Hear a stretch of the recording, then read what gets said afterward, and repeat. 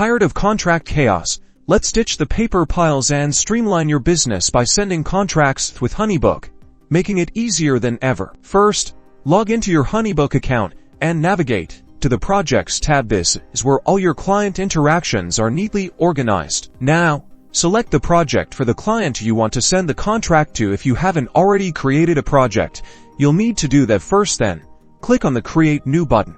A drop-down menu will appear. Choose the contract option. This will take you to the contract creation screen. Here, you can either select the contract template from Honeybook's library or start from scratch. Customize the contract by adding your specific terms, pricing, and any other relevant information. You can easily edit text, add fillable fields for your client, and insert clauses.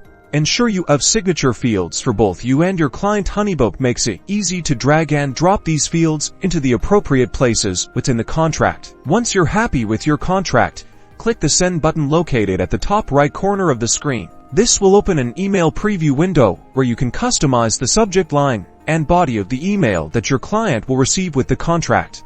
After sending the contract, you can track its status within Honeybook. You'll see when the client has viewed it and, most importantly, when they've signed it. Honeybook will also notify you when the contract has been signed by your client. And that's it.